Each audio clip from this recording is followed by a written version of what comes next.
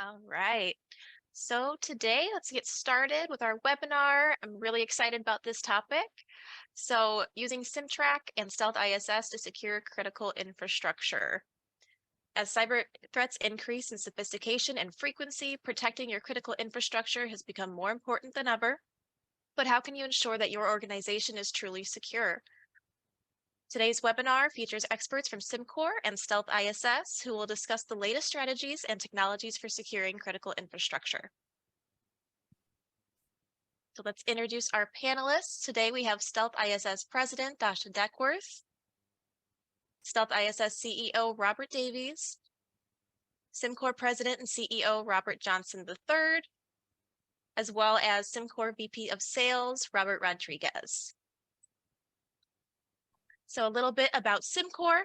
CimCor develops innovative next-generation file integrity monitoring software. The CimTrack Integrity Suite protects a wide range of physical, network, cloud, and virtual IT assets in real time, while providing detailed forensic information about all changes. Securing your infrastructure with CimTrack helps you get compliant and stay that way. And a little bit about Stealth-ISS. Stealth-ISS is a renowned full-service international MSSP and cybersecurity expert with a wealth of experience. Their expertise lies in staying ahead of evolving threat landscapes and providing cutting-edge strategies and technologies to fortify critical infrastructure. By combining their knowledge as well as an industry-leading solution like CimTrack, they empower organizations to proactively defend against cyber threats and protect their most vital assets. So now I'm going to pass it along to Robert Rodriguez. Thanks, Lauren. And thanks, Robert and Dasha for joining us today.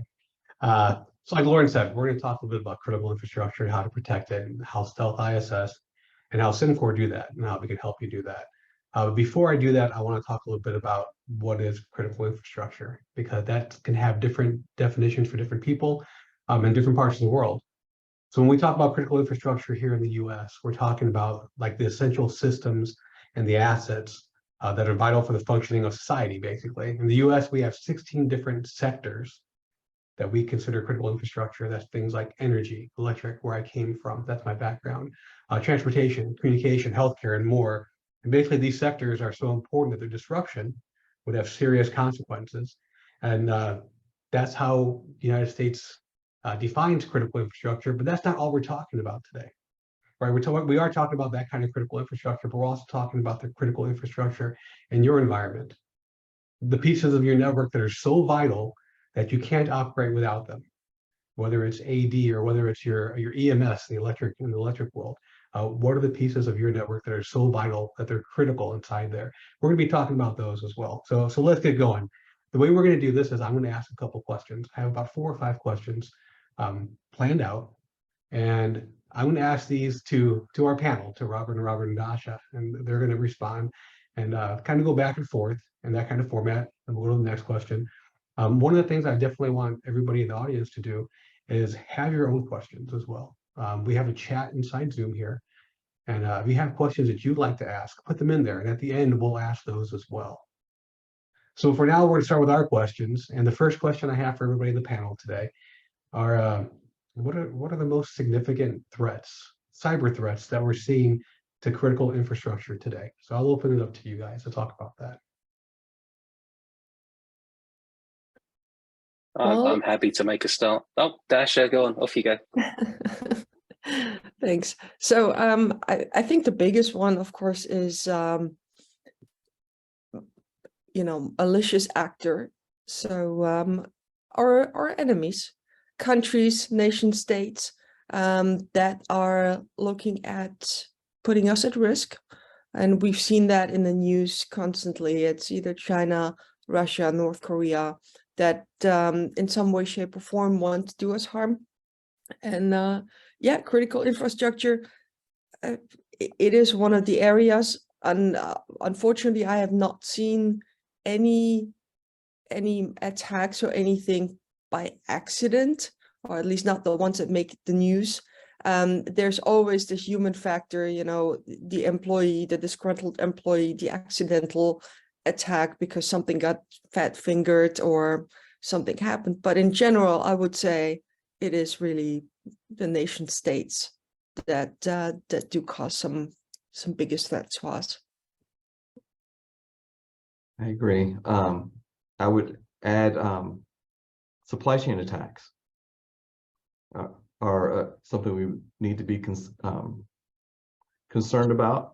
I think that this can, and in particular, software supply chain attacks, and we're all very familiar with the impact of SolarWinds and its impact on the government, many of the organizations that were using the Orion product, and most of all, that unknown factor.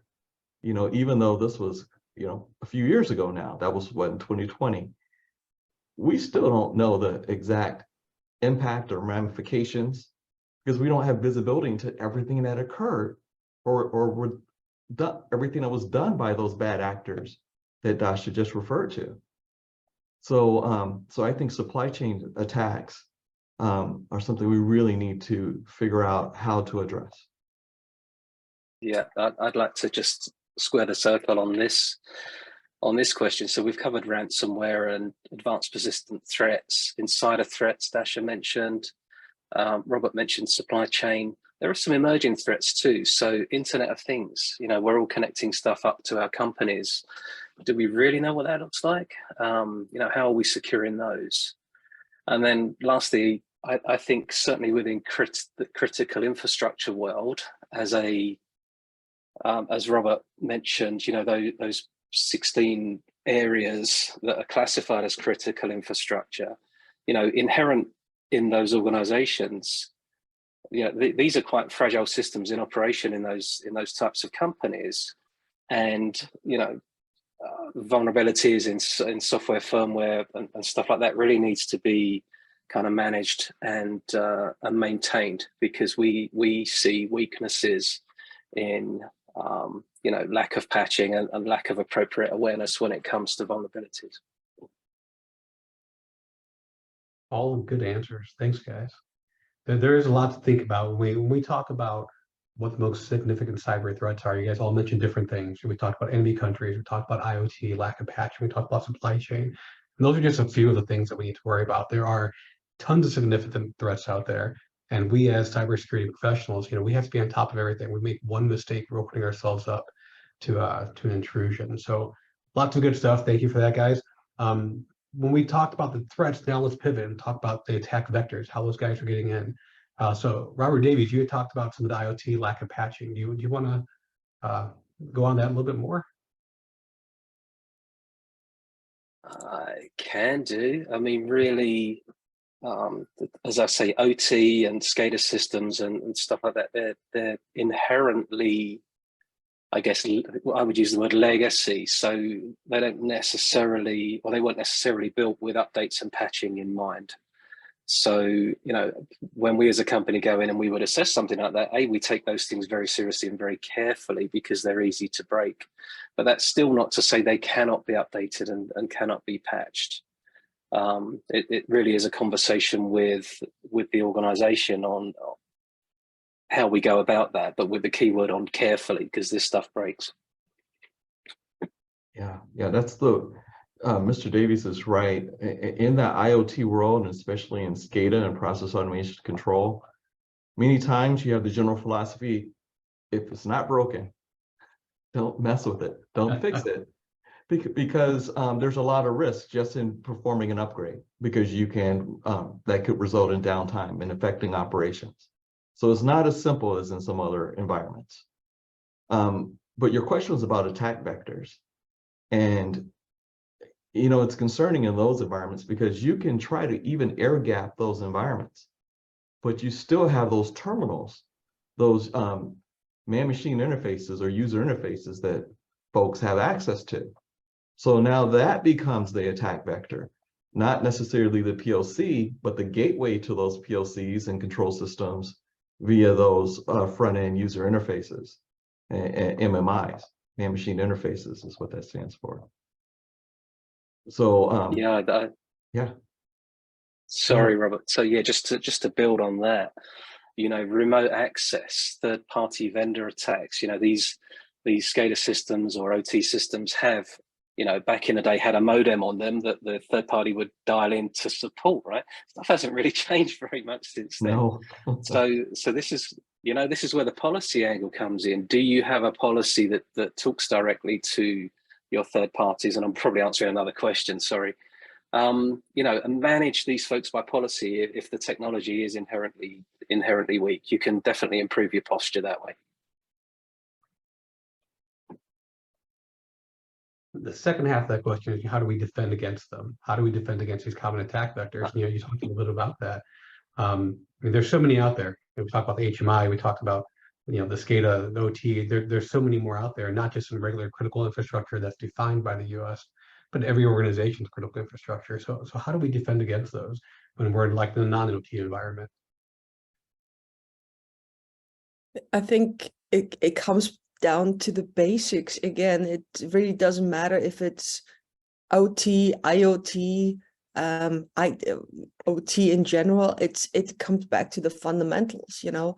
Make sure you, and I know there's controversy between patch it or configure it properly. Patching alone, I know everybody's preaching it. Everybody's saying, you know, if you patch everything, it's going to be all good. No, it's not. There's a lot more to it. And it starts with, you know, disabling standard and default usernames and passwords, starting with creating a design, an architectural design with defense, with various different defense layers. You know, it also comes back down to, don't put your eggs in one basket. You know, if you're using one vendor, it's a risk, because if you have everything, your entire infrastructure based, let's say on Cisco or Juniper, if that device, or if that is a threat, or there's a 0 day, then your entire infrastructure is suddenly compromised or can be compromised. So that's one thing. And then the other thing is, of course, whatever it is that you do, however you configure it, monitoring, you gotta stay on top of it. And here we're talking not just the regular SIM, what is user behavior, what is being changed, but also what you guys do is file integrity monitoring. You gotta be aware of what is being changed. You gotta have a change management process. You gotta be aware of what is being done, what is IT being done in a particular phase of upgrade, and what is being changed that shouldn't have been changed. And we're not necessarily talking here DLP as in, you know, documents, sensitive information, but we're talking here file integrity, system files, DLLs, configuration settings, all of that stuff that I'm seeing is not really happening a lot. It's, yes, you're collecting the logs from the systems, you're collecting the application logs at best, you're looking for security logs, but how many companies are actually monitoring the system file changes, and how much of that, if they monitor, is actually aligned with adequate change control to monitor what should have been versus what has been done? Even if you have an official change control and you know during 2 o'clock in the morning we will be changing things, but then it comes down to, okay, great, we had a change window, but has everything that has been changed, was it correct? Should have all that been changed? And I think that is usually the biggest issue right there, is that's, you know, it's hard to do. Not many companies do that, but I think that is really critical to make sure that it's being done properly, because that can help. If I could just expand on that, Robert, I know you want to jump in. So I don't know if I can after that. That was I see one small but important thing that maybe Dasha didn't cover up. Yes, it's a multi-layered approach. Yes, it's a comprehensive approach. It's people, process, and technology, and we've kind of covered process and technology, but people, yeah, employee training and awareness is so important, and yet so few companies do it well. I just wanted to make sure we didn't miss that out from the very exhaustive list that Dasha provided. Right. Every industrial control system, every SCADA environment, they're different. They're like snowflakes. You're creating and putting together just the right set of industrial Internet of Things devices and SCADA systems for that specific process. So there isn't a cookie cutter approach, and that's why both of the techniques that Mr. Davies and Ms. Duckworth have brought up are important. You really just have to think, what are the right people, the processes, the techniques? I think of four big a defense in depth strategy is important. I think there are four key things that we need to always be thinking about. One, what's on your network? You have to know your inventory. And that's more important in these industrial critical infrastructure environments than in typical IT environments, because many times the tools that you use to identify what's in your network will not identify some of those SCADA systems, because they may be on a network or indirectly on a network. Some of these networks don't talk TCP/IP. They may talk data highway or data highway plus or one of these other protocols. So you can't simply do a network scan and think you actually know what's on your network. So I think that's a very critical starting point. And then, as Dasha mentioned, hardening your systems is a very critical piece, especially for those SCADA systems, those HMIs. Harden them if you can, and then, of course, patch your PLCs or control systems if possible. And then, of course, you need to add a layer, which is that XDR or antivirus or malware protection layer, or whatever is best for your environment. And then I think that the final piece, the fourth piece, is a visibility layer. And that's the piece that Dasha really was drilling into, that you don't hear enough folks really put enough effort into, is understanding completely what has changed. Has my configuration file of my routers and switches that are routing everything on my industrial control network, has that changed in some way? Have those configuration files or those DLLs that Dasha has mentioned been altered in some way?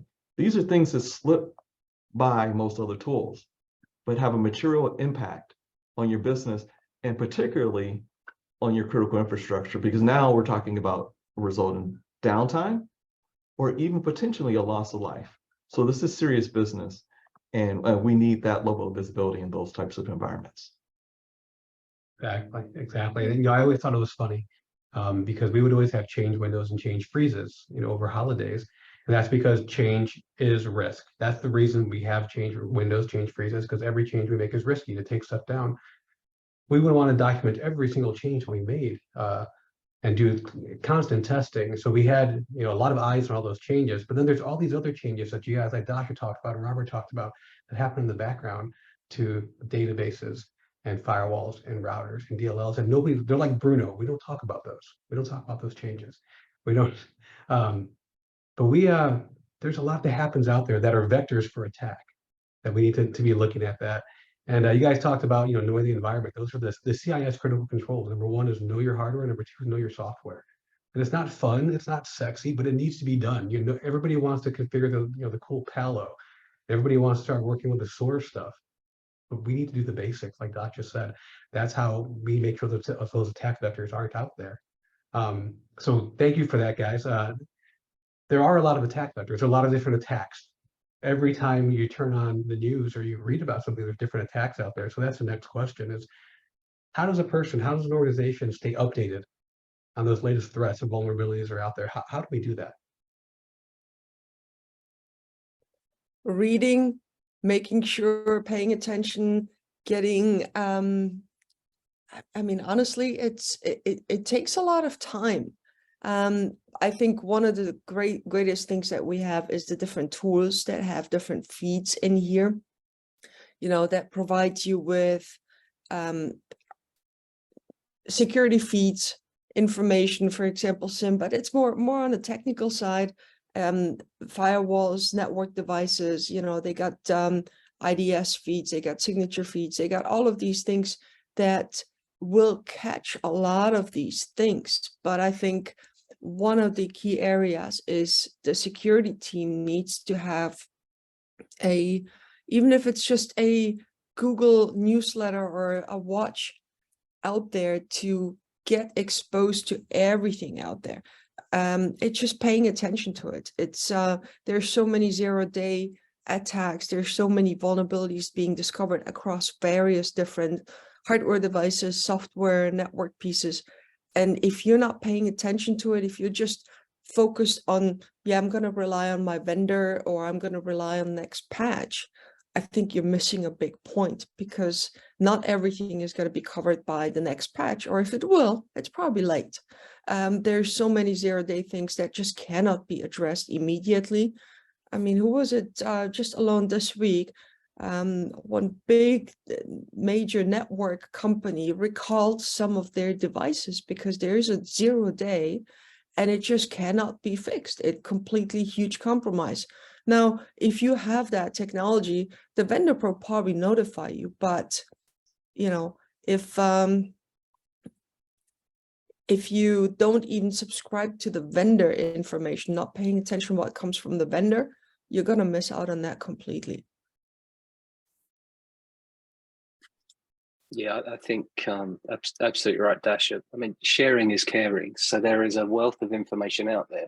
You just need to go ask to join it. I mean, even something relatively simple like the Hacker News, which is on all social media outlets, will give you a running commentary of the latest events happening in kind of hacker world.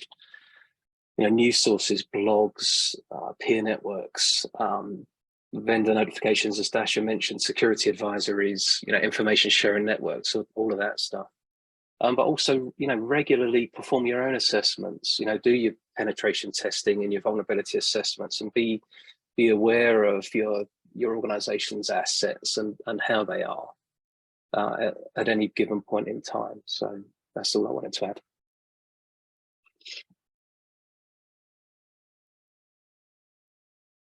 Robert, I think you're on mute. I think you're muted, Rob. Those are great answers. I think I have to parse what your question a little bit more. You mentioned, how do we keep up with threats and vulnerabilities? And I think I'm going to split those. I think that it's critically important to stay on top of all of these vulnerabilities. You need, especially the ones related to your infrastructure, so that you can make the appropriate changes, do any patches or mitigate any the impact of any of these vulnerabilities. So I think that's a critical piece. And I think Dasha and Robert covered that pretty well. But the other part of your question gives me pause. Threats. We have 1 million new variants of malware being created a day. It's almost to a point where being notified, or the concept of staying updated on threats, as your question poses, seems almost impossible. We just can't digest that level of information in order to make it useful. So again, that kind of makes me really adopt a philosophy that Dasha mentioned. When you have that onslaught of challenges and threats, it becomes very important to have visibility into what's happening in your organization, because that will transcend those million new variants of malware a day, and let you focus on the things that are really relevant, important, and have changed in your own infrastructure. So just a quick follow-on question for each of you guys. I'm just curious. Dasha at the very beginning mentioned, we have to read. One of the things we have to do is do our research. And so do you guys have a favorite website or subscription service, something that you use to try to stay on top of things? I'm just curious. Everything. I mean, I've, to be honest, I think Rob mentioned it already. Hacker News, CIS, any of the big, big vendors, everything that is consolidated. And honestly, Hacker News is pretty good one because they update constantly. But then there's also some, that comes in every few minutes. Whenever they have something, they post it, which is great. But then there are several outlets where you can get a little bit more deeper on particular areas where it's not just news, but really insights to give you a better understanding. It's like, okay, here's a threat, but here's how it happens, here's why it happens. So for example, crabs on security, that is a good one. Schneier as well. I mean, you've got all these experts out there that actually put the time and effort in to create nice in-depth articles to explain how this happened, why this is happening, and kind of focusing more on just, okay, here's a vulnerability, but what it means to you, how businesses are struggling with it. And I think a combination between here, a technical news outlet and then more explanation around it on the impact, how they got in, what impact it had on the business. I think a combination of those two are really critical for any security professional to get the big picture around it and extrapolate from there what impact it could have on them, because it's not always that straightforward and clear. Yeah, I would absolutely support that, of course, but you know, if you wanted to scare yourself and see where the trends are going, then you know there are kind of retrospective reports. You know, Ponemon Institute is a famous one. The Verizon report is another famous one. You can get a feel for trends and where this is going. And as I say, be prepared to be scared because it's just getting worse year on year. Yeah. You know, the source that has really evolved into something interesting to me lately are the CISA updates, the CISA advisories. Boy, in the last couple of years, that has really become a very valuable resource. They've really improved and converted those advisories into a real valuable source of information. So now that has evolved to probably be one of my favorite sources of info. Yeah, I see it. I mean, DHS, FBI, you know, they're all doing their part in disseminating information in this context as well. So Yeah, and they're all yeah, on social media. That's the great one of the few benefits that I see of social media is staying informed. absolutely. Yeah. I have a Reddit profile that is just for cybersecurity. I'm subscribed to a bunch of really important Reddits on there, subreddits, and I get a lot of really good news, a lot of quick news out of there. So I like that a lot. But yeah, social media is a great place to do that. But pivoting back to our original topic about critical infrastructure, we'll talk a little bit more about that. So like I said in the beginning, I came from an energy background. I worked for an electric utility. So I dealt a lot with NERC-CIP. And if anybody here has dealt with NERC-CIP, first of all, I'm sorry. It's not fun. It's very, very prescriptive in what it does. One of the things that I had to do, and I want to talk about here and get your guys' opinion, one of the things I had to do is looking at what NERC-CIP forced me to do. And if you're not dealing with NERC-CIP, these are still good practices. One of the things it forced me to do was put in file monitoring, file integrity monitoring. So this was probably 10 years ago now that I did this, maybe a little bit less. But so that leads to my question. So let's talk about monitoring. We talked about changes, and changes are risky. We talked about all the different things in the environment. So how does that real-time monitoring of the environment help an organization stay ahead of those cyber threats? And here I'd like to start with Robert Johnson. Well, I think it helps you stay ahead of those threats because it helps you fill the gaps in the other parts of your strategy. I mean, the one thing, especially on the current topic, critical infrastructure, there's one thing we know for sure for control systems, SCADA systems, energy systems, is that they don't randomly change. These systems are just due to reliability and reducing risk. They're in the same state until there's an authorized change window. And then that's when updates occur, and then they stay in a new steady state. Because of that, file integrity monitoring, or even the bigger concept of system integrity monitoring your databases and Active Directory and all these other components that drive that environment is critical, and it becomes a very effective way of understanding if something unexpected has occurred in your environment. And Mr. Rodriguez is not always just a hacker. You know, 90% of all network outages are just due to human error, even in critical infrastructure environments. How do you understand what has occurred? So whether it's hackers or hackers are humans, whether it's bad actors or good actors that didn't quite follow the rules. Those are two categories that file integrity monitoring can help identify, and was probably the reason you had to implement that as part of NERC-CIP. Probably section 10 is what you're referring to. Yes, I mean, that perfect answer.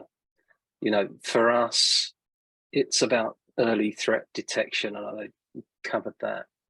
It's about, okay, something's happened. How are you going to respond to that? What is your, you know, are you going to deliver against your incident response plan? You can get proactive with some threat hunting also, but for us, we totally revere what you guys do. You know that. We bring in the behavioral analysis component to it as well. So it's kind of network behavior, endpoint behavior, user behavior, and we can. I think that's the new frontier when it comes to kind of MDR, XDR. You know, it's no longer, oh, we found something, let's go fix it. Now it's, oh, this endpoint is beaconing out to Beijing at 2 a.m. on a Sunday morning. That's not usual. With the ability to run a playbook to say, oh, if you see something like this, then you can either quarantine it or switch the device off or capture the logs or whatever it is that you want to do. So monitoring is how we're staying ahead of the ever evolving threat, if you like, certainly from a behavior perspective. And another thing is also what can happen is accidental user changes. You know, we're all humans, it happens. But if you don't catch it or don't see it, you know, even just during regular change window, sometimes you may just make a change that is going to have a huge impact. It might have been accidentally. You may not even see what the risk is. And I think this is where the tools like file integrity monitoring or even the SIM just help see that. You know, a simple configuration change might suddenly open up a huge risk. And if you don't have the tools to monitor that, to warn you, to correlate what this action or the change of this file, what action or what risk is it suddenly now exposing you to in the whole scheme of things, not necessarily just on that particular system, but the big picture, you know, then if you're not paying attention to that, really it becomes a problem. And especially around NERC-CIP, I mean, we've got, this is really, that's why we're here. It's critical infrastructure. We're not talking here the small business, you know, okay, we're going to have a risk. It's a standalone small business, mom and pop shop. Okay, I get ransomware. Okay, good. Yeah, it's a problem. Don't get me wrong. Yeah. But here we're talking critical infrastructure. Here we're talking intellectual property.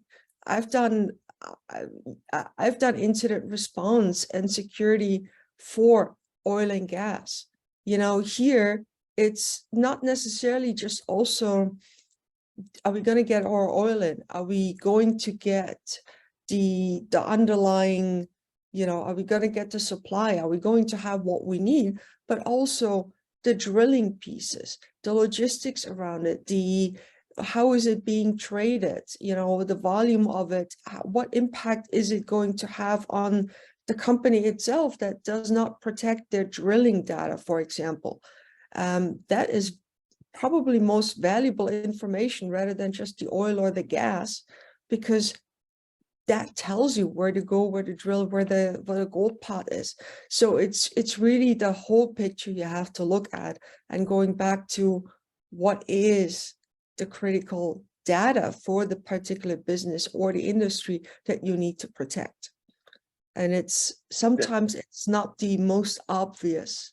It's not necessarily the technology, it's the data behind it as well. Yeah. And there was quite a famous story. Sorry, go on, Karen. No, I just wanted third to say, party. and the third-party connections, the contractors that come in, the AC that is tied into your infrastructure, you can suddenly manage from your phone that is connected into the big picture. I think that is also key. Yeah, there was quite a famous story about a US drilling company being undercut by $1 on an international contract because some other country had found their geolocation data, but also their pricing data. So kind of industrial espionage is a thing. I just wanted to give a shout out to the CimTrack product at this point, because we're talking prevention. Even if you're a system administrator, you can configure the system so that changes are not allowed. And you guys are probably going to get into this, and it's not a sales pitch, but this is one of the many reasons why we love your product, because we can protect it. Even we can protect companies even from the accidental / nefarious insider threat. I think it's fabulous. So sorry, over to you guys. That was great. Dasha mentioned SIMs, and in that environment, Mr. Rodriguez, a SIM is a key part of the NERC-CIP strategy and required. But at this point, if you talk to the folks that have to actually use it, they're getting so much information now. Just the onslaught of alerts is overwhelming.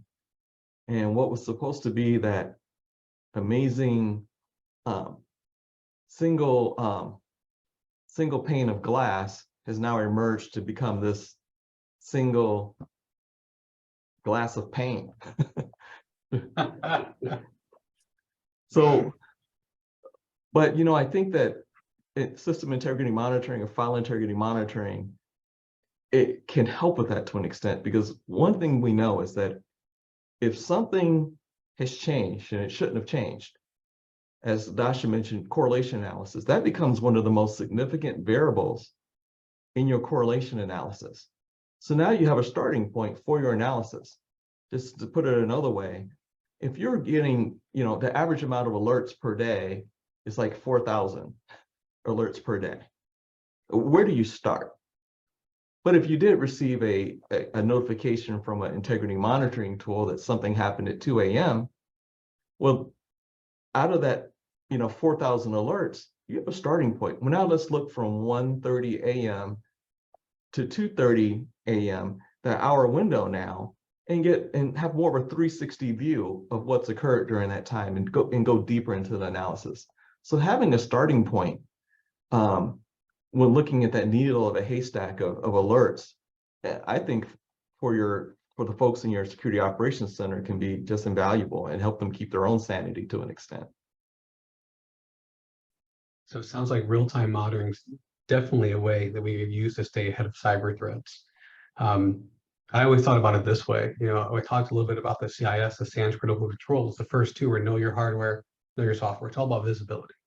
Everything they talk about is, you can't protect what you don't know. So it's knowing your environment, it's that visibility into your hardware, your software, and what's changing in your environment. You have a nice baseline and you say, this is safe. How are we making sure nothing's changing and no one's changing that? And that's where that monitoring comes in and helps. That's where that film capability comes in and helps. So great answers there. Thank you, guys. But let's build on that a little bit more. A film, knowing our hardware, knowing the changes that we have by implementing file integrity monitoring are some great practices. What are some of the other best practices for improving our posture, our cybersecurity posture in critical infrastructure? What are some of those best practices that you guys like to see or have seen in the past? I'll start that at a headline level, and I'm sure we've got so much detail. So for any journey, if you have an idea what your destination is, you still need to understand your starting position. So for me, this starts with understanding that. So, have a risk assessment, have an assessment of where you're at, and then use that to build upon a strategy of projects to then improve that posture. So I've set up the answer, but I think who wants to jump in? Well, I have a feeling Dasha's going to nail this, so I'm just going to jump in the middle here. is that when it comes to strategy, I think you may have to think about your strategy a little bit differently in these critical infrastructure environments. Typically, and we all know the CIA triad: confidentiality, integrity, and availability. Well, in the industrial world, in critical infrastructure, it's flipped. Top priority, availability. Then integrity, then confidentiality is last. So the whole model is flipped. So it also changes your strategy to an extent. So I would like to point out in the middle of both is integrity. It's right there in the center. So with that, I think I've set it up for Dasha, because I know strategy is right down our wheelhouse. Well, strategy is important, 100%, but I would like to, especially around critical infrastructure, just go back and take a look at from the technology side. I mean, we're talking here a lot of SCADA systems, OT, and I think Rob mentioned it at the beginning. It's been around for a while. We're looking here at legacy system. We're looking here at stuff that 20, 30 years ago, maybe even longer, has been implemented. And back then it was, you know, it was there, it was all good. It was not really that important, or it did not really have the exposure to the internet and external threats as it has today, because now we've grown into this complex, interconnected world where people are working remote. People are accessing systems, not necessarily from home, but they are sitting in different offices. So the communication and the access from remote has been provided to these systems, which is great, makes it easier to manage. But at the same time, we're suddenly exposing these legacy systems, even though we're trying to patch them, even though we're trying to configure them correctly. They're just old, they're legacy. So one of the biggest things is really, as companies starting to realize that, okay, we're at the point where we need to upgrade, or we're planning to get new systems in because stuff has changed, or we're building new areas of critical infrastructure. I think it comes back down to, let's find the right plan. And that goes back to you, Rob, is let's create a strategy to focus on what is most critical. And in this case is the integrity and is the availability, but don't forget the rest.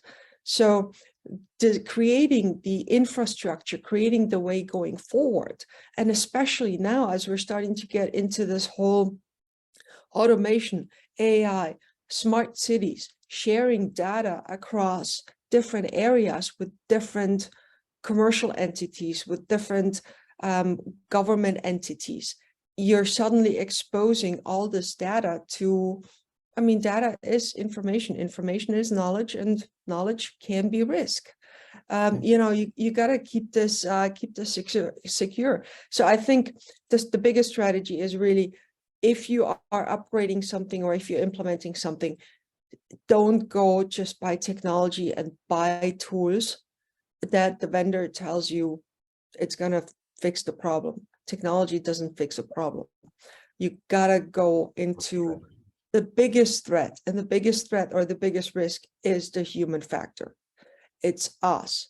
If you do not inform us, train us, we're not going to do the right things.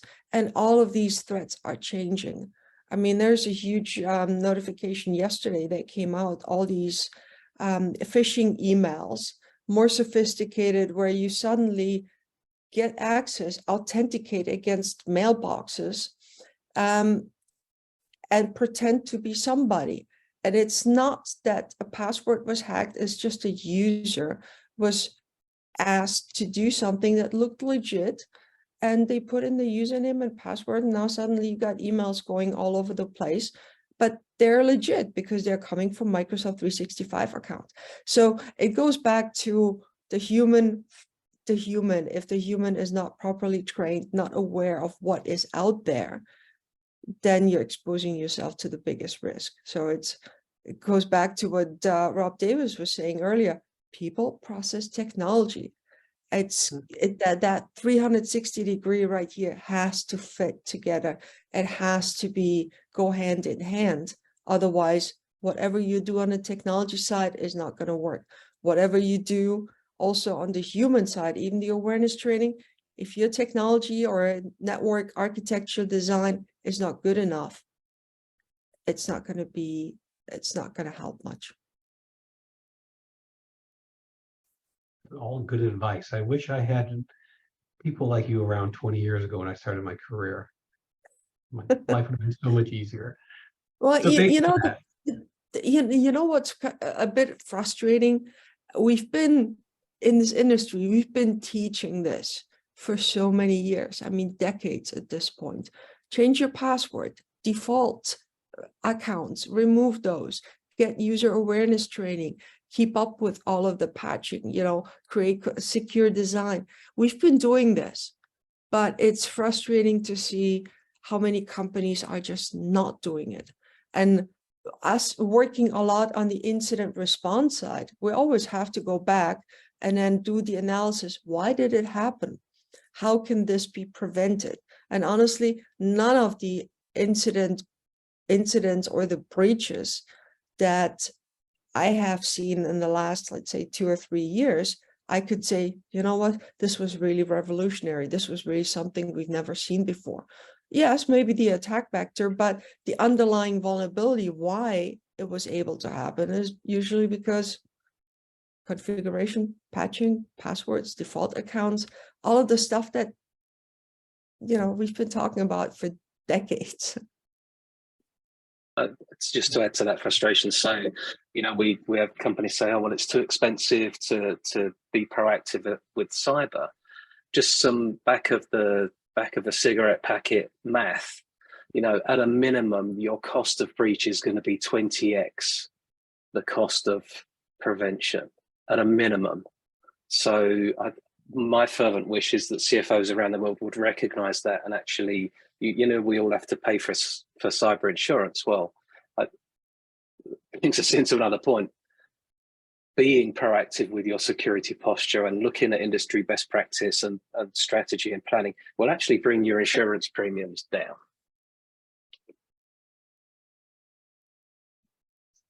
All good stuff. So that's the discussion part of our webinar. We had a couple of questions come in from the audience, and I know we're running short on time. So Robert, and Dasha, are you guys okay to take up 4 minutes to answer a couple questions? Sure. Sure. All right. So the first question is, what are some key considerations for organizations when selecting a cybersecurity partner like Stealth-ISS to protect their critical infrastructure? So Robert and Dasha, I'm going to throw that one at you guys. Okay, I think, you know, first of all, you need to identify first what it is that you're trying to achieve. If you don't know it, get a partner that can guide you based on your business, based on your requirements, based on your business operations. Getting somebody in that will sell you boxes of hardware, we've talked about it, it's not about technology. Technology will not solve the problem. So you got to have a strategic partner that will focus on your business, your skill sets, your existing technology. Rip and replace is also not going to work. It's you know, it has to fit into your business, your industry, meeting those requirements. And also you have to have the trust. And in order to have the trust, you need to also trust and verify. You know, what are the processes that the vendor has? How are they addressing their security? Are they just selling services, or are they actually living with it as well? Are they implementing it themselves? Are they taking your entire environment, including the connection and the risk that they're bringing to the table? How are they addressing it?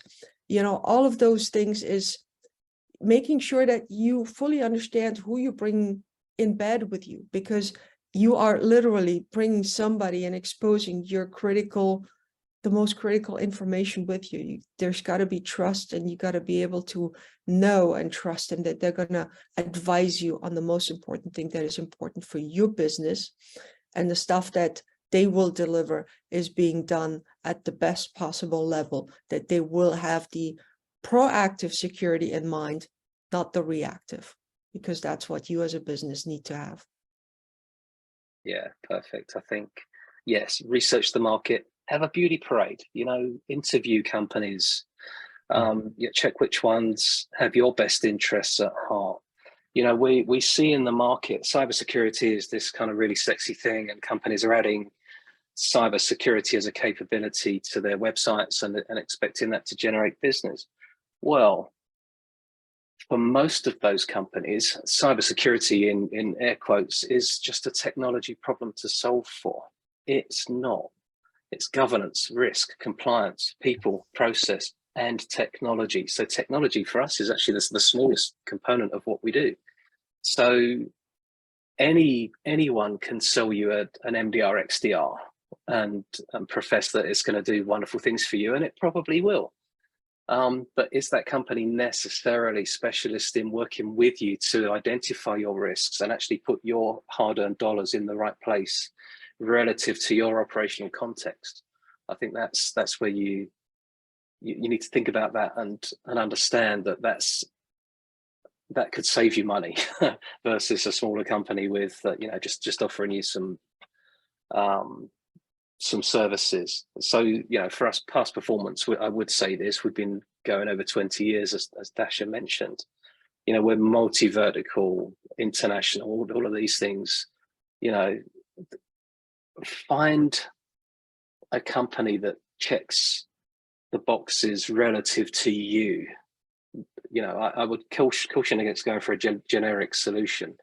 You know, we'll gladly chat with you for hours for free if you wanted to get a better point of view on that. But yeah, education is key.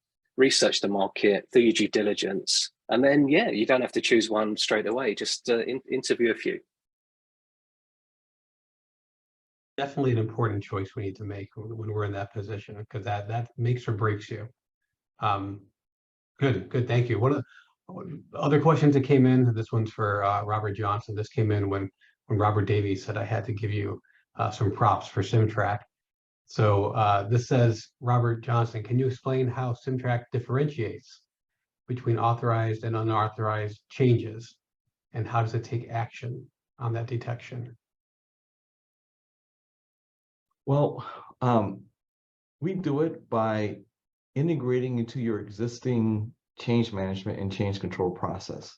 See, CimTrack kind of wraps around or actually adds a validation layer to those change control processes that you probably already have in place. And because we're part of a process, that means that we work with you to, our software actually, our platform can establish an authoritative baseline of how your systems look. And when it deviates outside of that authoritative baseline using our software, we'll let you know about it in a variety of different ways. And we'll detect it right away in real time, most of the time. And then our software has the ability to do a few things. One, completely block it, like Mr. Davies mentioned. Or it can roll it back, so you don't want to block it, but fine. Our software can roll it right back to how it was. Or in certain cases, you may just want to log it and maintain an audit trail of everything that occurred. So we let you pick and select different modes of operation based on different sections of that system. It might be for this directory, we want to block everything.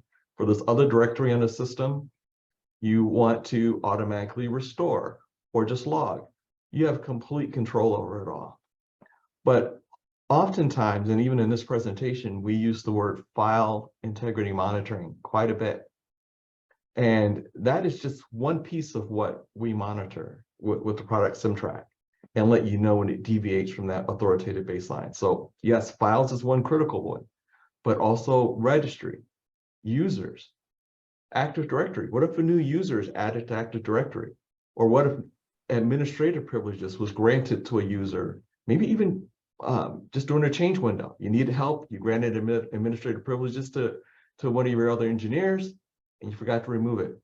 How do you keep track that that actually occurred? Databases. You know, databases have a lot more than data in them. That's just one piece, but you have your schemas. Believe it or not, databases also have users in them. And those users have different privileges. How do you understand what's changed there? SCADA systems and HMIs, you know, they have their tag databases. These tag databases actually don't change very often. When you're first adding a new where you're adding IO to those tag databases or those SCADA systems, whether it's Wonderware or Intuition or GE, whatever you might be using, those don't change very often. So that's a great way to monitor your SCADA systems for unexpected changes. So really, we look at integrity beyond just files to all the critical components in your infrastructure, whether it's firewalls, routers, not just Windows, but Windows, Linux, Solaris, Mac OS X, AIX, Mac OS X, FreeBSD, cloud infrastructures. We're all moving toward containers. You know, how do you know that, oh, this is just probably a topic of a whole nother webinar, but this, I'm gonna throw it out because it's a big concern of mine.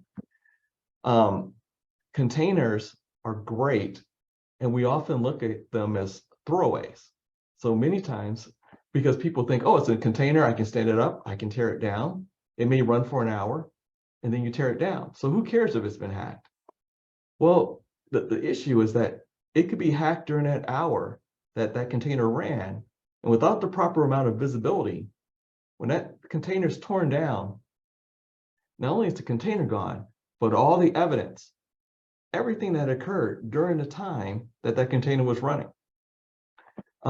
So you need an audit trail of what's happened while those containers, even though you may look at them as throwaway, while they were running, because lots can happen during that time. So that level of visibility across the infrastructure, cloud or on-prem, is, and understanding exactly what's authorized and what's not, is how we can really add value.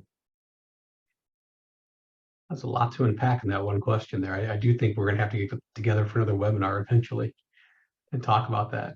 But thank you for that, Rob. Last question that we have, unless any others come in. And I don't have a good answer for this one, so I'm going to throw it out to you guys. It's an interesting one. It says, this looks like it covers a lot of the cyber realm, but what about the physical security of my critical assets? That's a good one. Yeah, that's an attack vector we did not discuss. So, I mean, folks think physical security, they think guards with guns, and that's clearly an element, and fences. Where we are going with this, and critical infrastructure is a prime use case. We scan the facility using drones and LiDAR and those types of things. We render a digital twin. So you think, so what? I mean, we've got a plan of the building. Well, the so what is, with the digital twin, we can identify points of weakness that you wouldn't otherwise find on a plan. But more importantly, we can run some scenario analysis in the event of an emergency. So say there's a fire in building A, what would you do? So this enables companies to get very proactive with their kind of emergency planning. And then we also have a reactive capability, which if you thought of the use case of a school with an active shooter, we have the capability to track the shooter, identify where the innocents are, get them to safety, lock the doors behind them, and give law enforcement a single pane of glass to be able to track the perpetrator. And then, if needs be, we can send a drone in to disable that person. So, you know, physical security is as multifaceted as digital security. Just it's a whole nother conversation. So we'd be delighted to have another webinar on that one as well. That's I had no idea there. I think we're definitely going to have to get together again and talk more, but that's all the questions. No other ones came in. Guys, I appreciate your time. Dasha, Robert Davies, Robert Johnson, thank you so much. I know you're busy. Appreciate you taking the time to talk to us. For everyone in the audience, we talked about a lot of important things today. We talked about cyber threats. We talked about some of the different attack vectors that are out there, how to mitigate those. We talked about how we stay updated on what's going on out there. We talked a little bit about real-time monitoring and some of the best practices out there. We didn't give enough time to any of those. We could talk so much longer. So if you have questions, if you want to reach out to talk to any of the people on this call, this slide right here is where you would reach out. Here's our websites, phone numbers, and some emails. So we'd love to hear from everybody. We hope that you enjoy this webinar. We're looking forward to doing another one with you guys. And stay safe out there. Thank you, everybody.